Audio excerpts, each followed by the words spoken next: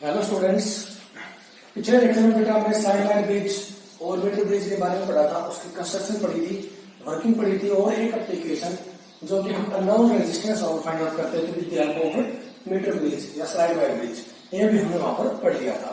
आज हम second application पढ़ने जा रहे हैं जो क्या है, टू मेजर अननोन टेम्परेचर। कहते हैं स्लाइड वायर ब्रिज का एक यूज अननोन टेम्परेचर को फाइंड आउट करने के लिए भी किया जाता है।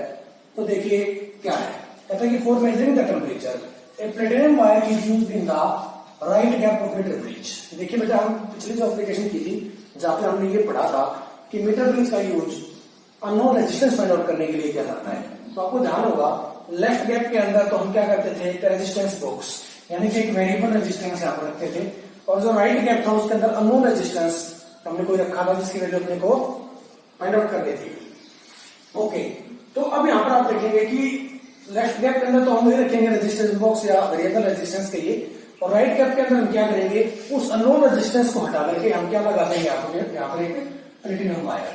ठीक है, ये यहाँ पर हमने क्या लगा दी, प्लेटिनम वायर लगा दी। ठीक है, the resistance of platinum wire is represented by S. अब देखो ये जो वायर हमने ली है, प्लेटिनम वायर जो ली है, इसका भी कुछ रेजिस्टेंस होगा। मान लीजिए इसका रेजिस्टेंस कितना है, एस। इसका रेजिस्टेंस को हमने एस पुट कर दिया, ये एस मान लिया। A unknown value of resistance is inserted in the left gap. Sorry, a known value resistance is inserted in the left gap. कहते हैं जो लेफ्ट गैप है उसके अंदर एक नोन वैल्यू का रेजिस्टेंस रखिए, यानी कि वो रेजिस्टेंस बुक्स रखिए, और उसकी वैल्यू को हमें फिक्स करना है ताकि उसका नल पॉइंट कहीं ना कहीं इस वायर के 35 सेंटीमीटर से 65 सेंटीमीटर के बीच में आ जाए। ठीक है, लेट इट इज आर। मान लीजिए ये जो रेजिस्टेंस बॉक्स हमने रखा है, इसका रेजिस्टेंस जो हमने सेट किया है वो कितना मान लिया हमने, कैपिटल आर, जो कि slided on meter bridge wire in order to obtain null point. उसके बाद हम क्या करेंगे बेटा, आपको पता है किस पॉइंट बी से एक जनरेटर जुड़ा होता है, जनरेटर से आगे एक पॉइंटर यानी कि जो कि जिसको हम कहते हैं जो कि जुड़ी होती है। क्या करेंगे, इस वायर के ऊपर ए से बी की तरफ धीरे धीरे ऐसे स्लाइड करेंगे जो कि को। ठीक है, और वहां पर हम इसको स्टॉप कर देंगे जहां पर गैल्वेनोमीटर की डिफ्लेक्शन 0 हो जाए, यानी कि गैल्वेनोमीटर के अंदर करंट की वैल्यू 0 हो जाए। उस पॉइंट को, जिस पॉइंट पर गैल्वेनोमीटर की वैल्यू 0 होगी, उसको हम क्या कहेंगे, नल पॉइंट। ठीक है, तो हम क्या करेंगे, ए से बी की तरफ जो कि को स्लाइड करेंगे ताकि हम नल पॉइंट फाइंड आउट कर सकें। Distance of this null point from end A of this wire is called balancing length. कहता है कि इस नल पॉइंट की पॉइंट ए से जो डिस्टेंस है उसको हम क्या कहेंगे, बैलेंसिंग लेंथ। ठीक है बेटा, तो इस ये पॉइंट है, ये जो सी पॉइंट है, ये मान लीजिए आपका क्या है, नल पॉइंट। इस पॉइंट ए से पॉइंट सी की जो लेंथ है वो हमने क्या मान ली, बैलेंसिंग लेंथ, और उसकी वैल्यू हमने क्या पुट कर दी यहाँ पर, स्मॉल है। ठीक है, लेट इट इज एल। कहते हैं मान लीजिए बैलेंसिंग लेंथ कितनी है, एल, इसकी वैल्यू हमने यहाँ पर रखी है एल। ओके, कहता है from balancing condition of meter bridge.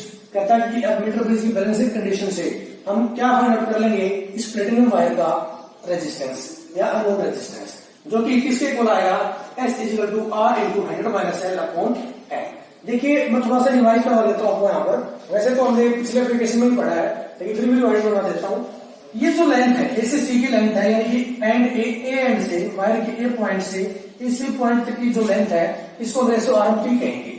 तो यहाँ से पी किसके प्रोपोर्शनल होगा, एल के, और सी से पी की जो लेंथ है, ठीक है, ये रेशो आर क्यू के इक्वल होगा। तो यहां से क्या हुआ, क्यू किसका रहकर प्रोपोर्शनल हुआ, 100 माइनस एल के इक्वल, है ना। तो बैलेंसिंग कंडीशन क्या थी हमारी मीटर ब्रिज की, P upon Q is equal to में आर अपॉन एस।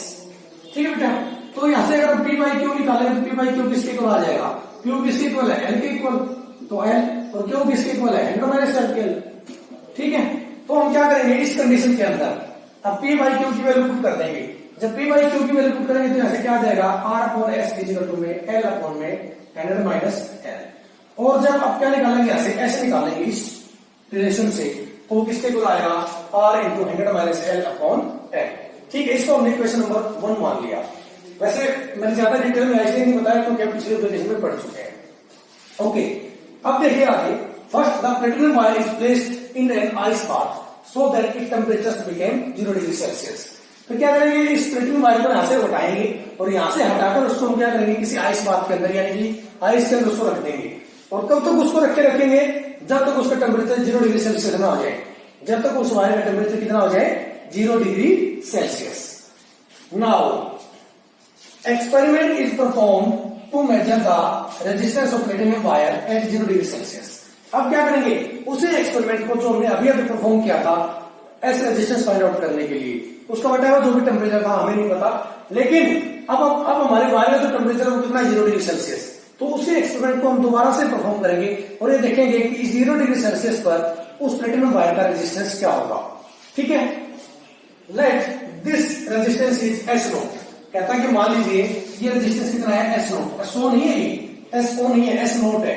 ठीक है, और एस नोट की वैल्यू किस निकलाएगी, इससे आर इंटू में N minus L upon L से निकलाएगी। ठीक है, तो ये जो एस की वैल्यू थी इसी फॉर्मूले से एस नोट की वैल्यू निकालेंगे। ठीक है बेटा, अब देखते हैं यहां से अब क्या करेंगे, इस प्लेटिनम वायर को यहां से फिर से हम रिमूव कर देंगे। ठीक है, और इसको यहां से रिमूव करके फिर से रख देंगे इसको, पहले हमने रखा था इसको आइस के अंदर। ठीक है, अब रखेंगे इसको स्टीम बाथ के अंदर। तो देखिए हमने यहाँ पर लिखा बेटा, now experiment is repeated by placing platinum wire in A steam bath. कहता है कि हम एक्सपेरिमेंट को दोबारा से रिपीट करेंगे, परफॉर्म करेंगे।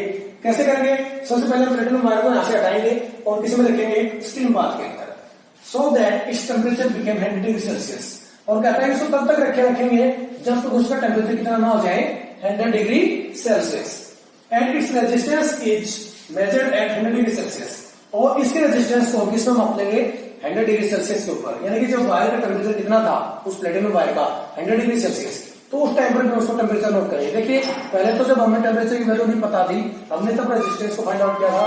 उसके बाद हमने क्या किया, इस प्लेटिनम वायर के टेम्परेचर को 0 डिग्री सेल्सियस कर दिया, फिर इस रेजिस्टेंस को मेजर किया। अब हमने क्या किया, इस प्लेटिनम वायर को हमने स्टीम बाथ में रखा, इसके टेम्परेचर को 100 डिग्री सेल्सियस किया और उसके बाद इसके रेजिस्टेंस को फिर से मेजर करेंगे। ठीक है, लाइक इट इज एस 100। कहते हैं कि मान लीजिए इसका जो रेजिस्टेंस कितना है S 100। Okay, now platinum wire is placed in contact with the body which temperature we want to measure. कहता है कि उसके बाद हम क्या करेंगे बेटा, इस प्लेटिनम वायर को ऐसे हटाएंगे और इसको इस वायर को इस बॉडी के कॉन्टेक्ट में रख देंगे जिसका टेम्परेचर हमें मेजर करना है। ठीक है, जिस बॉडी का टेम्परेचर फाइंड आउट करना चाहते हो, मेजर करना चाहते हो, उसके कॉन्टेक्ट में इस वायर को रख देंगे। Let temperature of body is 80 degree Celsius. मान लीजिए उस बॉडी का जो टेम्परेचर है वो कितना है 80 डिग्री सेल्सियस।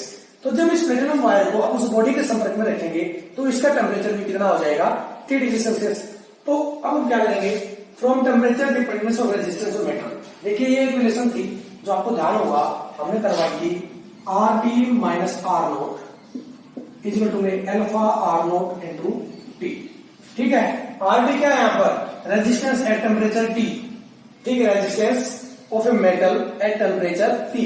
आर नोट क्या था, resistance of a metal at 0 degree Celsius. ठीक है, 0 डिग्री सेल्सियस पर मेटल का रेजिस्टेंस। अल्फा क्या था यहाँ पर, टेम्परेचर कोफिशिएंट। आर नोट फिर से वही चीज, resistance of a metal at 0 degree Celsius, और टी क्या था, टेम्परेचर। तो इस रिलेशन का हम यहाँ यूज करेंगे। तो देखिए बेटा, जब बॉडी का टेम्परेचर कितना था टी, तो उस टाइम पर रेजिस्टेंस कितना माना है यहाँ पर एस टी। ठीक है, कितना हो जाएगा एस टी, और 0 डिग्री सेल्सियस पर इस प्लेटिनम वायर का, यानी कि जब इस वायर का टेम्परेचर कितना हुआ 80 डिग्री सेल्सियस, तो इसका रेजिस्टेंस कितना हो गया एस टी। 0 डिग्री सेल्सियस पर इसका रेजिस्टेंस कितना था एस नोट। ठीक है बेटा, equal to alpha S R naught की जगह फिर से क्या लिखेंगे इधर, एस नोट इंटू में टी। टेम्परेचर कितना है टी।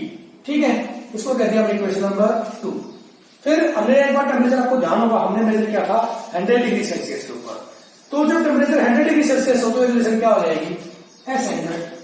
एस टी की जगह आप कर देंगे 100, तो क्या होगा, अपने को टेम्परेचर पता है कितना है 100 degree Celsius, minus S naught H T equal to में अल्फा एस नोट टी की जगह आप कर देंगे बेटा यहाँ पर 100। कोई टेम्परेचर अपने को भी पता है कितना 100 डिग्री सेल्सियस। तो ये हो गई हमारी इक्वेशन नंबर 3। अब क्या करेंगे हम इसको, डिवाइडिंग इक्वेशन 2/3। इक्वेशन नंबर 2 है, उसको हम 3 से डिवाइड कर देंगे। जब उसको 3 से डिवाइड करेंगे तो क्या बनेगा बेटा, देखिए S T minus S naught upon में S 100 minus S naught. Left side तो ऐसे आएगी, राइट साइड कैसे आएगी, अल्फा एस नोट इंटू में T upon alpha S naught into में 100। अब देखिए यहाँ पर अल्फा से अल्फा कट जाएगा, एस नोट से एस नोट कट जाएगा, क्या आ जाएगा बेटा यहां से। जब इसको आगे इधर लेके जाओगे तो लेफ्ट साइड जो थी वो एज इट इज क्या हमारी S T minus S naught upon में S 100 minus S naught equal to में टी अपॉन में 100। अपने को तो टेम्परेचर फाइंड आउट करना है ना टी, तो क्या करेंगे इस 100 को इधर ले आएंगे। जब इस 100 को इधर लेके आएंगे तो क्या बन जाएगा इधर से टी इक्वल टू में S T minus S naught upon S 100 minus S note into में 100, क्योंकि ये इधर की टेम्परेचर के डिवाइड में इधर आएगा तो इसमें आ जाएगा ये मल्टीप्लाई में। तो ये हमारे पास क्या आ गई अननोन टेम्परेचर निकालने के लिए रिलेशन। अब अगर अपने को उस टेम्परेचर टी पर रेजिस्टेंस पता है, 0 डिग्री पर टेम्परेचर पता है, 100 डिग्री सेल्सियस पे पता है, तो आप टी की वैल्यू फाइंड आउट कर सकते हो। तो इस फॉर्मूले के अंदर सब वैल्यूज को पुट करेंगे और टेम्परेचर को फाइंड आउट कर लेंगे। ठीक है बेटा, तो ये थी हमारी सेकंड एप्लीकेशन, यानी कि टू मेजर अननोन टेम्परेचर, यानी कि स्लाइड वायर ब्रिज की हेल्प से हम क्या करते हैं find out unknown temperature find out कर सकते हैं। ओके, थैंक यू बेटा।